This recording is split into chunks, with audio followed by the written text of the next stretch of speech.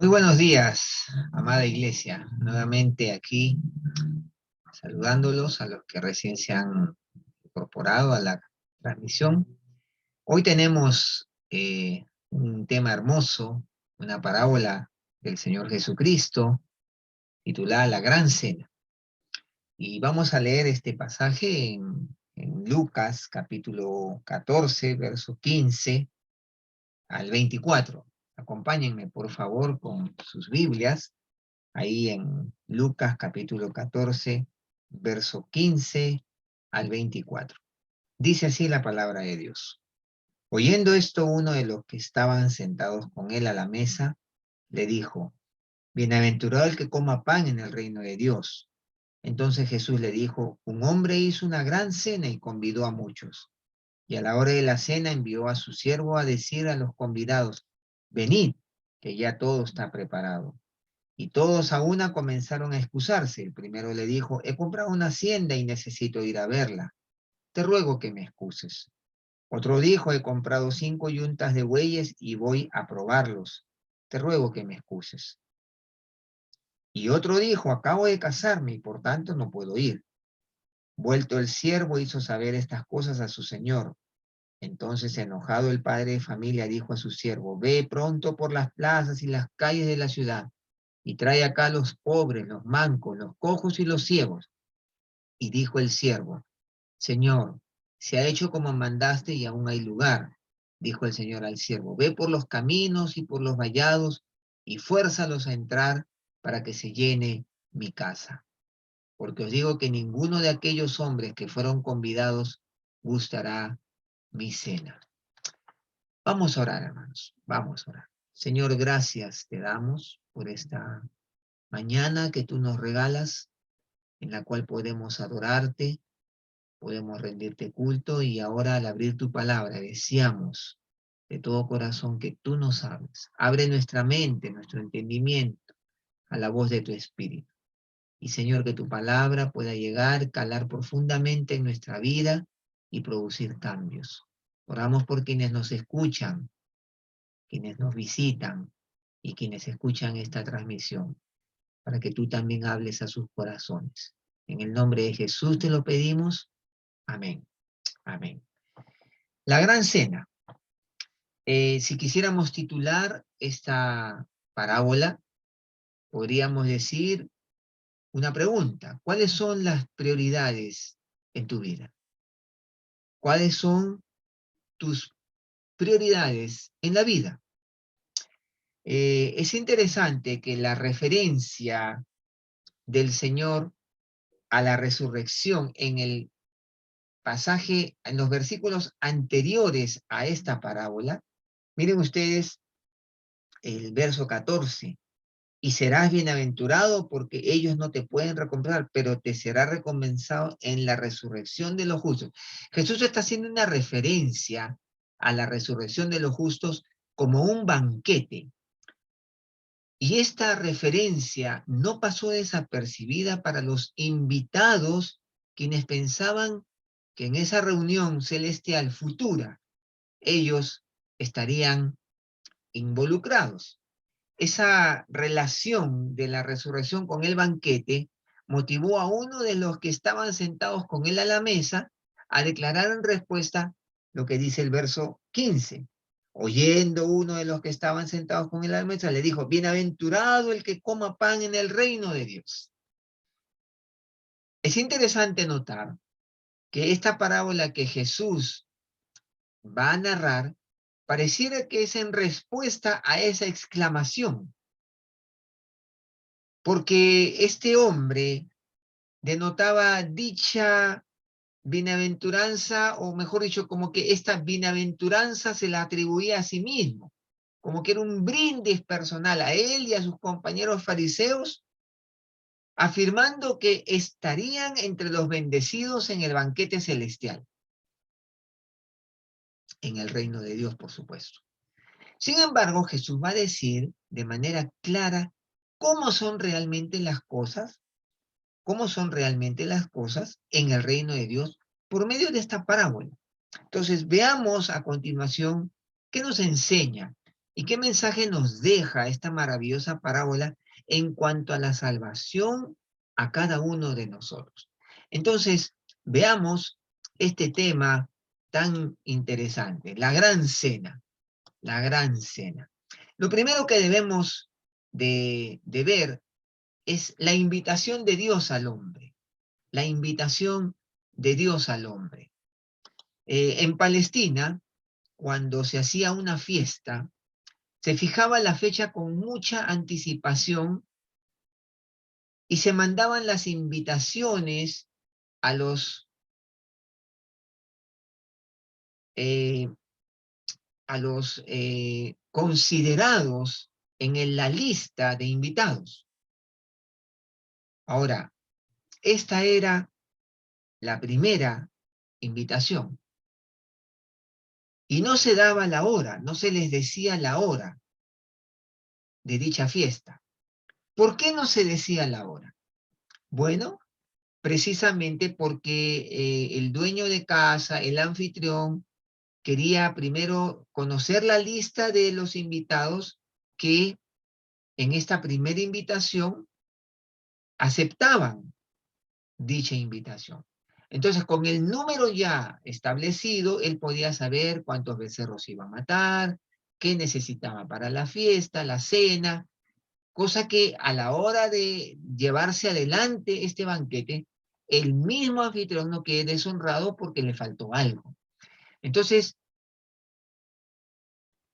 cuando todo estuvo listo, dice el relato, que a la hora de la cena envió su siervo a decir a los convidados, venid, que ya todo está preparado. Entonces, eh, cuando ya todo estaba listo, una segunda invitación notificaría a los justamente invitados, previamente convidados al banquete, que estaba el banquete a punto de comenzar.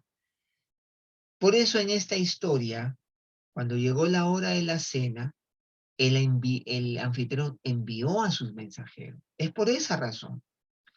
En nuestro tiempo es distinto, ¿no? Se nos da la hora, se nos da el día y la hora. En ese entonces no era una costumbre hacerlo así.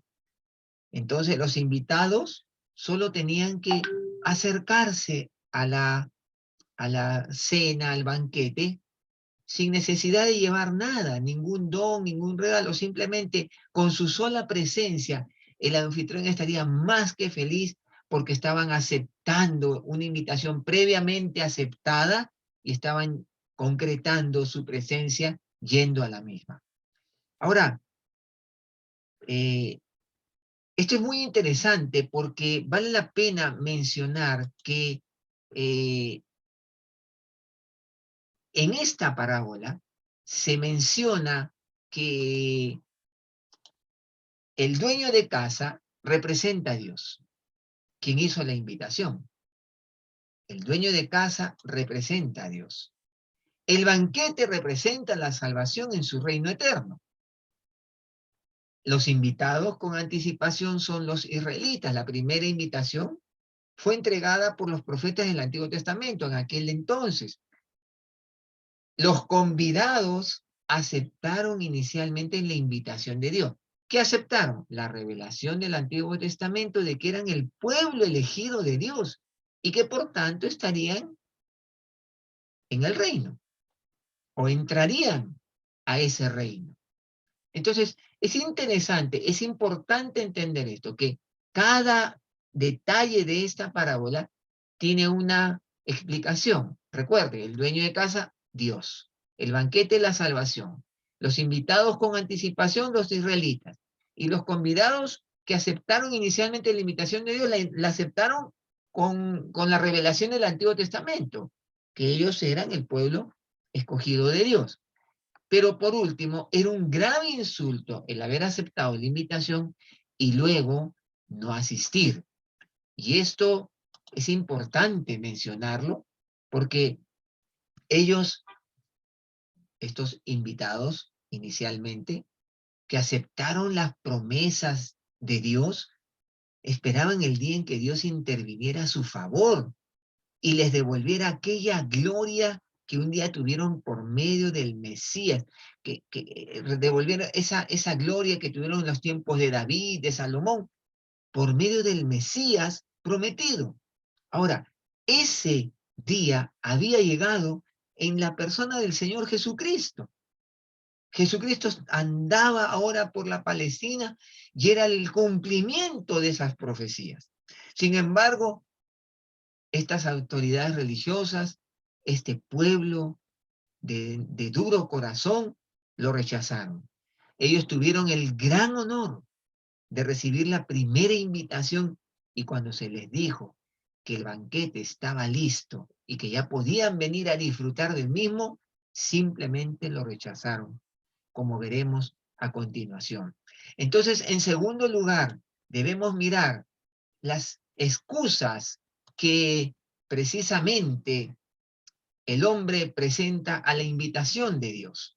La primera excusa que vamos a encontrar es las riquezas de este mundo. Miren ustedes, y entonces cuando el siervo fue a buscar a los invitados, dice allí el pasaje que estamos mirando, dice, y todos a una comenzaron a excusarse. El primero dijo, he comprado una hacienda y necesito ir a verla, te ruego que me excuses. Una excusa un tanto absurda, porque esta persona podía haber visto la hacienda antes de comprarla o posiblemente después del banquete. El banquete no era algo imprescindible. Entonces, lo cierto es que esto sucede cuando dejamos que las riquezas de este mundo, los negocios, mi trabajo, mis aspiraciones, la búsqueda de superación o algún logro personal, algún logro o mis sueños usurpen el lugar que solo Dios debe tener en nuestra vida. ¿Cuántas veces, amados hermanos, queridos oyentes, amigos, la búsqueda de riqueza, la búsqueda de superación, que no es mala, que no es mala en sí misma, pero se convierte en algo malo cuando esto impide que Dios tenga el primer lugar en nuestra vida? ¿Cuántas veces lo hemos visto? Y esto puede generar una tragedia en la vida. ¿Cuántas veces la avaricia puede privarnos de conocer la verdadera vida que solo Dios puede dar? ¿Cuánta gente rechaza el mensaje del Evangelio porque está tan ocupada buscando amasar riqueza, buscando alcanzar logros, buscando obtener sus sueños en la vida? Y se pasan los días, las semanas, los años, y Dios queda relegado en segundo plano. Y la mirada está solo en lo temporal, en lo material. Y algunos dicen, eso me voy a ocupar de eso cuando sea más viejo, como si pudieran saber que la vida les va a dar todo el tiempo necesario para ocuparse de lo más importante, que es su vida, su alma, su destino eterno. Pero hay una segunda excusa que se presenta aquí también, que son las ocupaciones y novedades de este mundo. Sí, precisamente estas ocupaciones y novedades de este mundo son la segunda excusa. El segundo invitado dice, he comprado 5 yuntas de bueyes y voy a probarlos, te ruego que me excuses. Otra absurda excusa. Esto no es otra cosa que dejar que las ocupaciones, los afanes, las novedades usurpen el lugar que solo Dios debe ocupar en la vida humana. Sucede que cuán a menudo cuando una persona obtiene algo nuevo, de repente obtiene una nueva posición, una nueva situación, un nuevo empleo, de pronto eso se convierte en un obstáculo, en una excusa para ya no darle tiempo a las cosas de Dios. Yo he conocido creyentes que han orado mucho tiempo por un nuevo trabajo, un nuevo puesto, un ascenso, y de pronto lo obtuvieron y nunca más se les vio en la iglesia. Andan tan ocupados que ya su vida espiritual, o mejor dicho, ya no hay tiempo para las cosas espirituales. Y así mismo sucede con los seres humanos en su mayoría, que cuando uno les habla del Evangelio, están tan ocupados, tan inmersos en sus temas personales, en sus ocupaciones, en sus novedades, que no tienen tiempo para Dios. Y esto es triste, porque algo que pudiera haber sido bueno, una bendición de Dios, se convierte en un tremendo obstáculo, en un tremendo tropiezo para sus vidas. Y es peligrosamente, es fácil ver que algo nuevo, un hobby, un bien, una nueva situación, desalojen de nuestro horario los deberes espirituales. Entonces ya Dios no es necesario. Ya Dios no es importante. Ya Dios no es trascendente en la vida. Pero hay una tercera excusa que también se plantea en esta parábola: las personas de este mundo, nuestros afectos, las personas de este mundo, nuestros afectos. Fíjense ustedes lo que dice el verso 20, y otro dijo: acabo de casarme y por tanto no puedo ir. Interesante. Miren, una de las leyes maravillosamente humanitarias del Antiguo Testamento decía así en Deuteronomio 24:5: cuando alguno fuere recién casado, no saldrá a la guerra, ni ninguna ninguna cosa se le ocupará, libre estará en su casa por un año para hacer feliz a la mujer que tomó. Qué hermosa ley, ¿no? Que la pudiéramos aplicar hoy en día. Un año, imagínense, un año de luna y miel. Sin duda, esa ley aplicaba a este hombre. Por supuesto que sí, pero una de las tragedias de la vida es que las cosas buenas muchas veces hacen que nos olvidemos de Dios. No hay nada más maravilloso que el hogar, pero déjeme decirle que no hay nada más maravilloso que Dios siendo el eje del hogar. Muchas veces podemos tener afectos, puede que nos casemos, o de repente una relación nos impide que Dios sea lo más importante en nuestra vida. Y entonces amamos más esa relación, ese afecto, esa unión, que a Dios. Y déjeme decirle, querido hermano y amigo, si usted pone a una persona o un afecto antes que a Dios, usted nunca será feliz. Créame, porque cuando algo que no es Dios ocupa el corazón se vuelve vacío. Y qué importante es entender que cuando Dios es el eje de nuestro matrimonio, de nuestro hogar, de nuestras relaciones, de nuestras amistades, entonces todas ellas traerán bendición a nuestra vida, enriquecerán nuestra vida. Pero cuando estos afectos, estas relaciones nos apartan de Dios o son un obstáculo para que mi vida espiritual se profundice, entonces traerán desdicha, dolor, frustración. Sí, mis hermanos, pero estas son las excusas. Y Jesús las pone claras.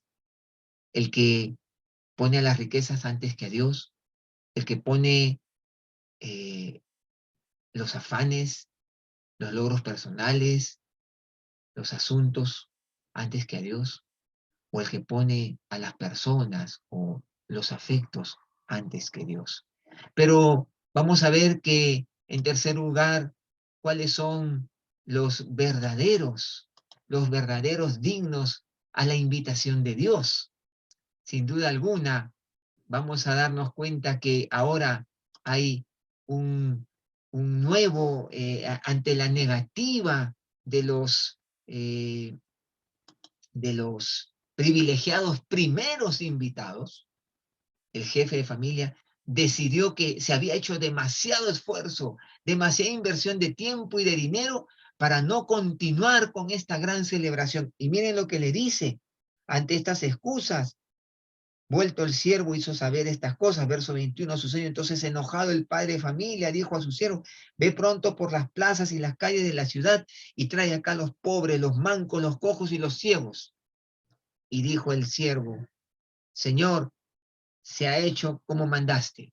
Entonces sucede de que los publicanos y pecadores que recibieron a Jesús son ese grupo de personas, los pobres, los mancos, los cojos y los ciegos. Aquellos sin ser autoridades religiosas reconocieron a Jesús como el Mesías prometido, reconociendo su necesidad del Salvador, siendo beneficiarios de la gracia de Dios. Interesante, ¿no? Interesante, porque es ahí cuando nosotros podemos descubrir que la gracia se extiende ahora a los que sí reconocen la invitación de Dios. Era un grupo inverosímil, totalmente inverosímil. Pobres, mancos, cojos. ¿Y por qué? Ya que los autosuficientes no quieren venir, llamen a los necesitados e inválidos. Y estos son entonces los publicanos y pecadores. Estos que sí reconocen la invitación que el Señor Jesús les hace. Y que no le ponen excusas, no le ponen excusas. Pero no termina ahí, porque dice el relato 22, y dijo el siervo, Señor, se ha hecho como mandaste, y aún hay lugar, y aún hay lugar, dice allí. Entonces dijo el Señor al siervo, ve por los caminos y por los vallados y fuérzalo a entrar para que se llene mi casa. El gran eh, comentarista del tiempo de la Reforma, Belgel, va a decir algo tremendo. Tanto la naturaleza como la gracia aborrecen los vacíos. Así que cuando los judíos, los religiosos, las autoridades de ese tiempo no acudieron a la invitación de Dios, la recibieron los gentiles, los del camino y de los vallados, precisamente. Aquellos que sin merecer nada se les extiende esta gracia y la reciben. Ellos representan a esos gentiles, todos aquellos que no son parte del pueblo de Israel, es decir, todas las demás naciones. ¡Qué maravilla! ¡Qué maravilla! Estos están tan agudamente conscientes de su indignidad que los mensajeros del Evangelio tendrán que obligarlos a ir, porque no se sienten dignos, y persuadirlos fuertemente en el amor del Señor a responder a la invitación de Dios a la salvación. Qué cosa tan maravillosa, qué cosa tan maravillosa. Pero, ¿cuáles son entonces las consecuencias de rechazar la invitación de Dios? Bueno, la primera de ellas, tenemos que decir, el trágico resultado de la incredulidad y el rechazo de Jesús, el Mesías, es precisamente la pérdida de la vida eterna en el reino de Dios. Sí, la incredulidad hace de que se pierda la vida eterna en el reino de Dios. La segunda consecuencia, todos aquellos que rechazan al Señor Jesucristo por tener otras prioridades en sus vidas, perderán las bendiciones que Dios ha preparado para sus vidas. Mire, el tener otras prioridades en las vidas nos priva de las bendiciones de Dios, preparadas por Él, con mucho amor. Pero también hay una tercera consecuencia, la falta de compromiso. nos aleja de Dios y su reino. No es posible seguir a Cristo sin estar comprometido con Él y con su causa. ¿Saben, mis hermanos? La falta de compromiso nos aleja de su reino. No es posible seguir a Jesús sin estar comprometidos con Él. Al inicio hicimos una pregunta. ¿Cuáles son las prioridades en tu vida? ¿A qué le das mayor valor en tu vida? ¿Qué ocupa el primer lugar de tu vida? ¿Qué es lo que te atrapa tu atención? ¿La búsqueda de riqueza? ¿Las cosas materiales? ¿Tus sueños? ¿Tus anhelos? Que pueden ser legítimos, sí, y que puede ser bueno, pero recuerda, cuando eso te impide relacionarte con el Dios que te ama, entonces se ha convertido en una tragedia en tu vida. ¿Qué te impide disfrutar de este banquete llamado salvación?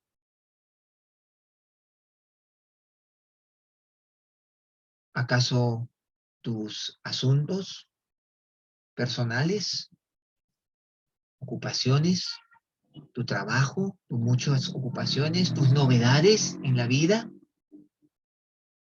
¿Acaso eso está impidiendo que te ocupes de las cosas realmente importantes como la salvación de tu alma? ¿O de repente alguna relación, algún afecto está destruyendo tu relación con Dios? ¿O te está impidiendo llegar a Dios? Porque probablemente ese afecto está ocupando el lugar de Dios en tu corazón. Estás amando más a esa persona que a Dios. ¿Qué está ocupando el lugar de Dios? ¿Tu hogar, tu matrimonio, tus hijos? Mira, si Dios es el centro de tu vida, Dios traerá bendición a tu familia, a tu hogar, a tu esposa, a tus hijos. Cuando el orden se invierte, sufrirá las consecuencias. Sí, mis queridos hermanos, cuando nosotros miramos esta realidad, sin duda alguna, tenemos que reconocer algo que el Señor Jesús ha dicho. Mira, querido amigo, te pregunto, ¿qué impide que aceptes la invitación de venir a Jesús, de venir a Él? Que disfrutes de su perdón y salvación que ha preparado para ti y para los tuyos. Estás diciendo, no, quizás mañana es mejor, mañana me ocuparé de eso. ¿Qué sabes tú del mañana? ¿Qué sabes tú y yo del mañana? ¿Sabes? Jesús dijo, mira, si alguno viene a mí y no aborrece a su padre y su madre y mujer e hijos y hermanos y hermanas y aún también su propia vida, no puede ser mi discípulo. Y el que no lleva su cruz y viene en pos de mí, no puede ser mi discípulo. ¿Sabes qué está diciendo Jesús? Jesús no te va a hablar a medias tintas. Él te está diciendo, o soy todo en tu vida o no soy nada. Si tú me pones como el centro y el eje de tu vida, yo te voy a bendecir. Yo te voy a dar todo lo demás. Por eso en Mateo 6:33 va a decir, mas buscad primeramente el reino de Dios y su justicia, y todas las demás cosas vendrán por añadidura. Sí, mis queridos hermanos, todas las demás cosas vendrán por añadidura, pero tienes que poner a Jesús en el primer lugar de tu vida. Quiero terminar con una frase de John Eliot, un hombre que perdió la vida predicando entre los Aucas del Ecuador. Dice John Eliot, no es necio el que da todo lo que no puede retener para obtener todo lo que no se puede perder. ¿Sabes? Si tú le das a Jesús tu vida que no puedes retener, obtendrás todo lo que no se puede perder. Porque la salvación de Dios nunca la vas a perder. Jesús dijo, el que a mí viene yo no le echo fuera. Y dice, el Señor Jesús dice, que sus ovejas oyen su voz y le siguen, y nadie las podrá arrebatar de su mano. Por eso John Elliot va a decir con total realidad, no es necio, no es tonto el que da todo lo que no puede retener para obtener todo lo que no se puede perder.